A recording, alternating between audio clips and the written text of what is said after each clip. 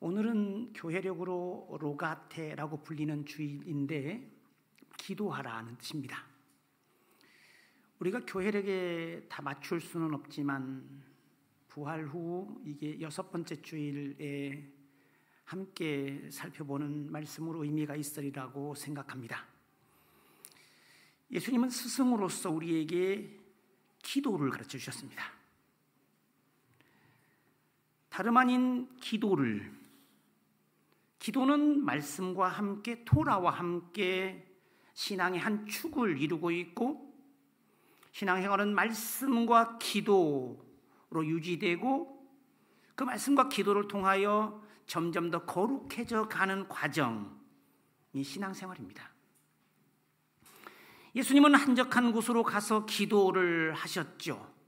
즉 한적한 곳으로 기도하러 가셨다. 마가복음 1장 35절과 누가복음 5장 16절, 6장 12절 등에 나옵니다. 하나님을 만나기 위한, 다름 아닌 하나님을 만나기 위한 이 복잡하고 피곤한 일상으로부터의 퇴거와 같고, 그리고 그 기도가 그에겐 습관이었습니다. 이 습관은 보통 헬라어로 에토스라고 하는데, 이 에토스는 여기에서 윤리가 나왔죠. 에틱. 이제 한쪽에 파토스라고 하는 열정, 뭔가 이뤄내는 것 같고, 뭔가 한번 확 일어나면 그러나 또한 일시적이고 또 동시에 위험하기도 한, 뭔가 일을 내긴 하지만 그러나 그 순간에 거의 태풍처럼 파괴적이기도 한 파토스가 있고, 다른 한편에는 그것이 마치 물이 잘 담긴 저수지처럼 에토스라는 게 있죠. 물론 이 에토스가 되면 다음에 한번 설명하겠지만 또 일상으로 돌아가고 별거 아닌 것이 되고 문제가 될 수도 있죠. 어쨌든 신앙생활이 그에게는 기도였고, 기도가 예수께는 습관이었습니다. 여러분이 기도가 혹시 습관화되어 있습니까? 어떤 일이 있을 때마다 여러분은 기도를 하십니까? 이 기도는 한편으로는 극한의 노동과 같은 것, 또 다른 한편으로는 가장 편안한 쉼과 같은 것. 예수께서 겟세마네 동산에서 기도할 때 그의 이마에서 떨어지는 땀이 핏방울 같았다고 하는 극히 집약된 마지막 노동 같은 것이지만, 또 다른 한편 기도에는 내가 뭔가를 헤쳐나가고 할 필요 없이 이끌려가는 수동적이 될 수 있는 자리. 이게 독일에서 제가 풀버스 슈테펜스키 교수의 강연을 들으면서 생각하기, 우리가 산기도를 가는 이유는 뭡니까? 문제 해결을 받으러. 그러나 또한 쉬고 놀러 가는 것이 아닐까. 저는 프랑스의 작은 수도원이 있는 마을 떼세에 갈 때마다 여러 번 갔는데, 그 수도원이 작은 마을 떼세에 있고, 그래서 그 수도원을 그냥 떼세 공동체라고 부르는데, 그곳에 갈 때마다 마치 한편으로는 모세처럼 하나님의 산으로 오르는 어떤 두려운 마음과 함께 늘 최고의 휴양을 떠나는 느낌을 가졌습니다. 이중적이죠. 신앙생활이 원래 하나님 체험이 전에 말씀드린 대로 두려움에 의한 떨림과 또 매력에 따른 이끌림, 그러니까 접근할 수 없을 것 같지만 그가 없이는 살 수 없는, 소위 이 모순의 일치처럼 모순을 역설로 경험하며 살죠. 기도는 늘 거기에 위치하고 있죠. 사람의 왕래가 드문 한적한 곳을 대표할 만한 것이 예수님이 말씀하셨던 골방과 같은 것이죠. 그 누구로부터 방해받지 않는 그곳은 인간의 어리석음이 하늘의 지혜로 채워지고, 깨질 질그릇 같은 사람의 유약함이 하나님의 강함으로 대체되는 그 시간, 그 장소. 우리가 지난번 말씀드린 대로 베네딕트 수도회의 모토가 기도하라, 그리고 일하라. 라틴어로 보통 오라 에트 라보라라고 불리는데, 이 모토는 많은 걸 압축하고 있습니다. 그것은 많은 의미를 함축하고 있죠. 기도만 하고 살 수는 없는 것이고, 그렇다고 일만 하는 사람의 삶이 수도자의 삶일 수는 없죠. 기도하고 일하는 것으로 이루어진, 그것이 반복하고 교차되는 수도사 일상을 말하는 것을 넘어 이 둘이 화학적으로 결합되어 있다고 말씀을 드렸습니다. 기도하듯이 순전하고 정성껏 일하고, 또 일하듯이 힘써 돈 벌듯이 기도하라고 하는 것. 이 일과 기도를 그래서 육체의 노동과 영혼의 노동이라고 할 수도 있지만, 반대로 기도는 일과 대조되는 쉼으로부터의 자유, 노동으로부터의 자유, 휴식으로 의했은 주님이 말씀하신 대로 수고하고 무거운 짐진 자들아 다 내게로 와라, 내가 너희를 쉬게 하리라 한 말씀처럼, 일과 기도는 오히려 짐을 지는 것과 짐을 벗는 것으로 설명될 수도 있습니다.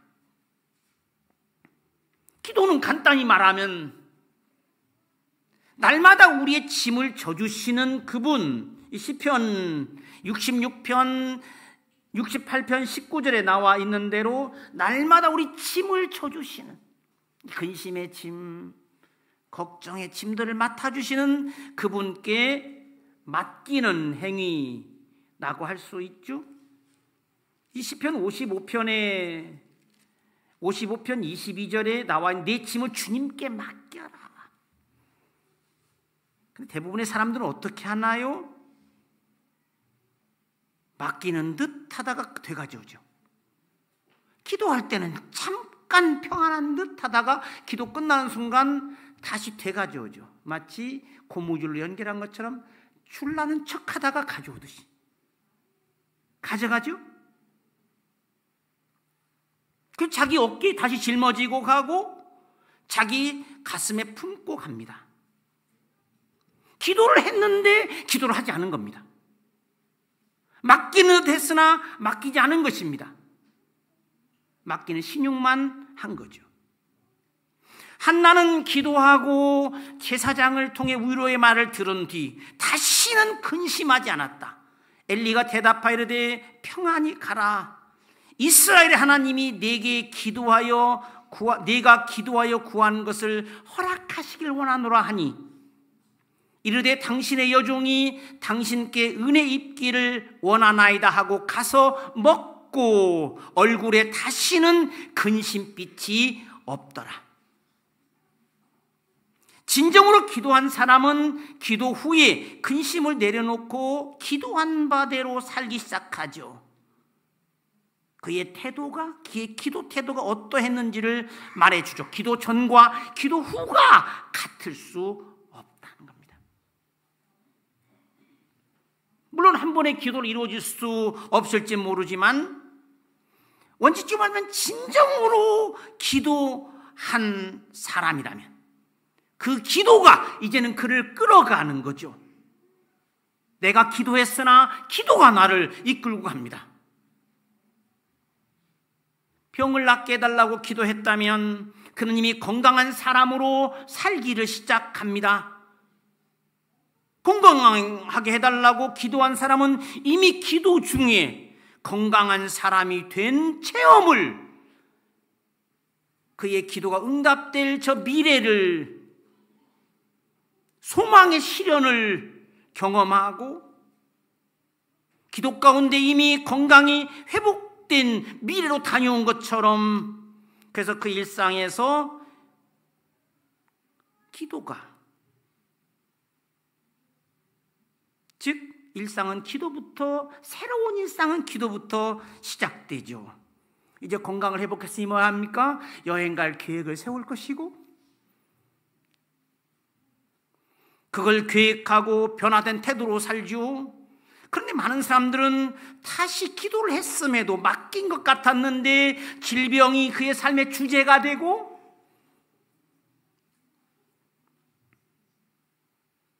질병을 삶의 중심에 놓죠. 병 이야기뿐입니다. 여러분, 요즘에는 의료보험이란 말 안 하죠.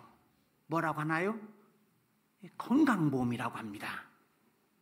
건강보험. 사고방식이 달라졌죠?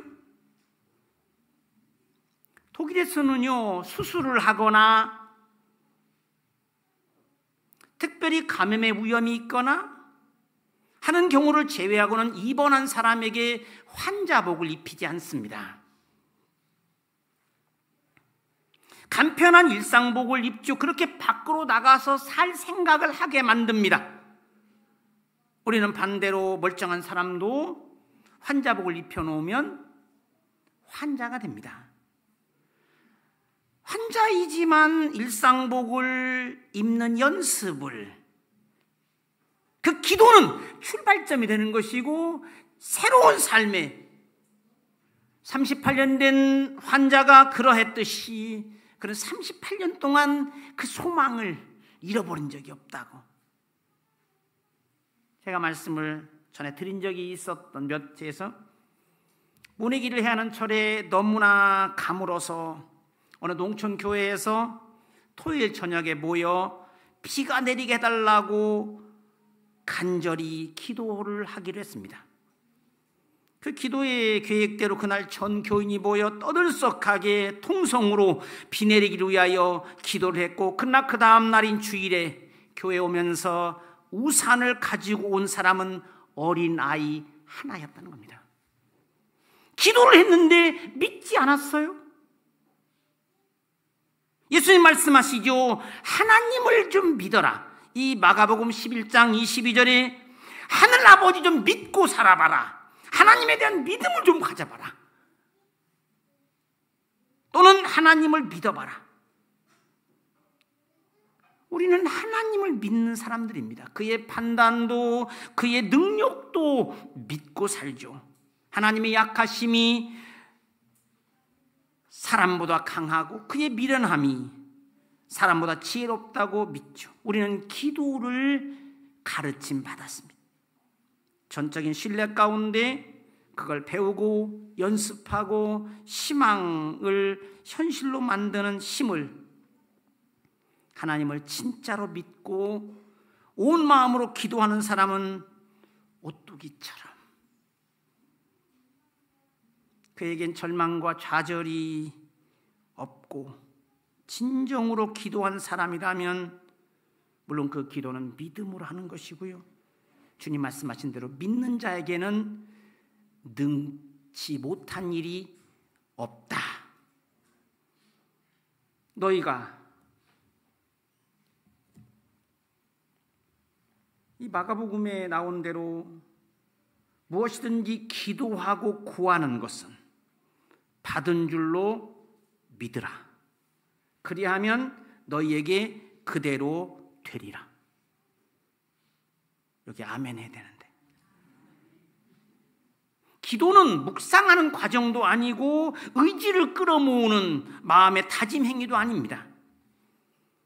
사진 하나 보겠습니다. 손을 빠는 귀여운 아이입니다. 누굴까요? 기도는 뭘까? 하나님께 대하여 하는 약속과 같은 것이고 그의 인도를 받고 그의 힘을 얻는 이죠.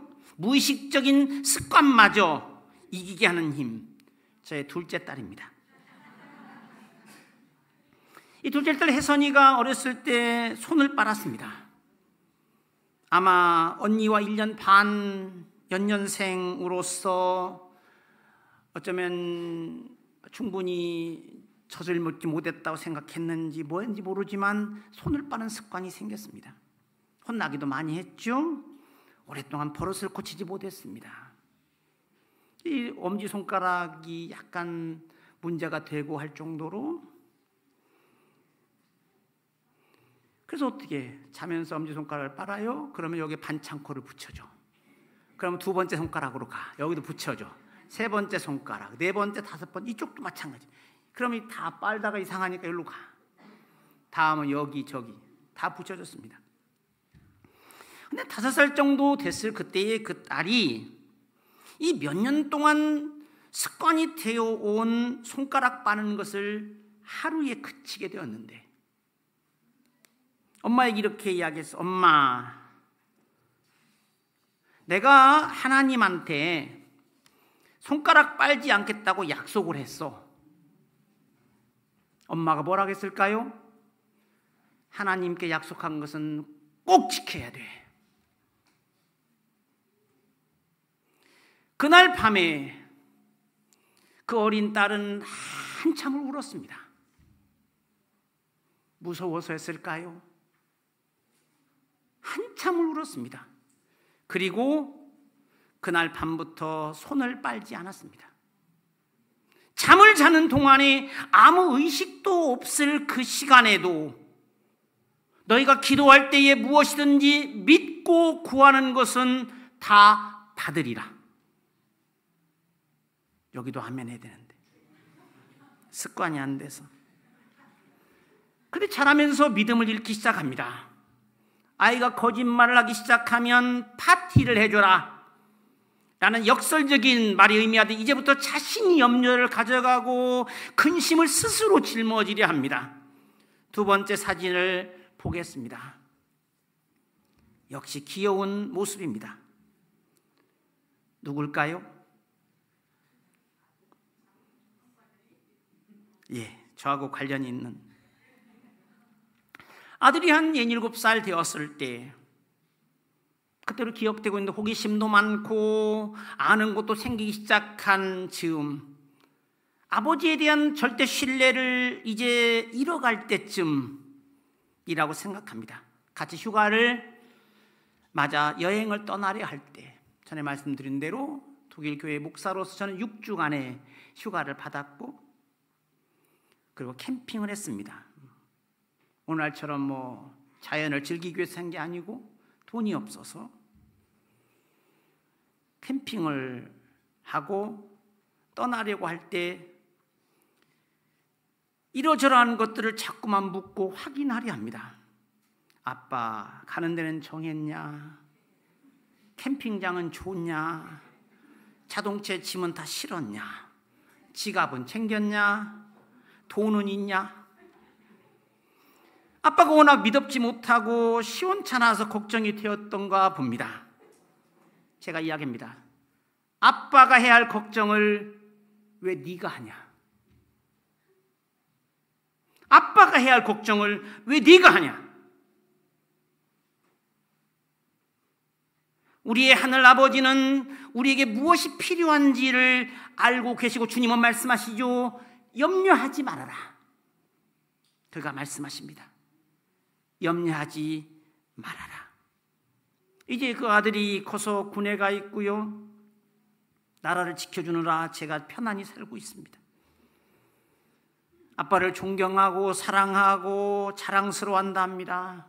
아빠에 대한 불신을 좀 딛고 자기 아버지에 대한 믿음을 되찾았을까요? 기도는 자신의 삶에 대한 염려를 하나님께 맡기고 자유로움 가운데 그분의 뜻을 위하여 전념하고, 그런데 기도가 자신의 염려를 짊어지는 것이 되죠. 하나님께 대한 믿음이 없으면 우리는 어떻게 기도해야 할까요? 한 아버지의 기도처럼, 주여 나의 믿음 없음을 도와주소서. 내가 믿나이다. 믿음이 없으면 누구도 도와줄 수 없습니다. 사람이 사기를 잃어버리면 전쟁할 수 없듯이 사기충천하면 주먹으로라도 싸울 수 있지만, 그걸 잃어버리면, 의기를 놓치면 그 많은 무기체계가 무슨 소용이 있단 말입니까? 기도 외에 이런 유가 나갈 수 없습니다. 기도는 그 끝을 주님께 맡기는, 내가 던진 밧줄의 끝을 그가 잡아주시기를, 그가 이끌어주시기를, 맡기지 않을 것이라면 뭐하러 기도합니까? 스트레스 해소하기 위해 합니까? 그 훈련, 정말 주님을 믿는 그 훈련. 기도 시간은 한적함으로 나아가는, 복잡한 일상을 뒤로하는 잠깐의 퇴소와 같고, 세상을 넘어서는 세계로의 진입을 위한 유약한 인간이 하늘의 지혜를 빌리는 것이고, 하나님의 힘을 좀 얻어보겠다는 충전의 과정이죠. 기도는 마치 도끼에 날을 날카롭게 하는 것처럼, 도끼에 날을 가는 시간은 시간을 허비하는 것이 아닙니다. 기도는 무기력한 퇴각이 아니라 출동하기 위한 정비이고, 물러남이 아니라 멀리 뛰기 위한 움츠림과 같고, 출발하기 위하여 기름을 채우는 것, 능력도 마찬가지입니다. 우리는 왜 기도할까요?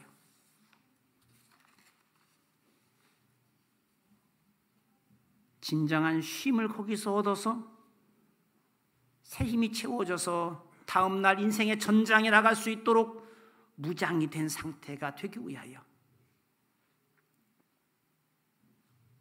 예수는 우리에게 기도를 가르쳐 주셨습니다. 무엇을? 진짜 스승으로서 우리에게 기도를, 우리가 다음 기회에 다 살펴보겠지만, 창조적인 납비였던 예수께서는 계명을, 법적 규정을 바람으로 참여하게 하는 기도로 바꿔주셨습니다. 기도는 가능성의 영역 이상으로 손을 뻗는 극한의 모험과 같죠. 한두 가지 이야기만 하고 마칠까 합니다. 우리 자신을 내맡기고 절대 신뢰의 지경에 이르러 순전한 열정만 남은, 주의 뜻만이 이루어지기 위하여 내가 사라지는 정도까지, 그때 비로소 기도죠. 아프리카 원주민들이 원숭이를 잡는 방법이 그렇다죠. 손이 들어갈 만한 구멍이 뚫려 있는 가죽 주머니를 만들고, 거기에 원숭이가 좋아하는 과일, 바나나 같은 걸 넣어두죠. 그럼 원숭이는 그걸 꺼내려고 손을 넣다가 주먹을 움켜쥐게 되고, 주먹을 움켜쥐면 손이 빠지지 않습니다.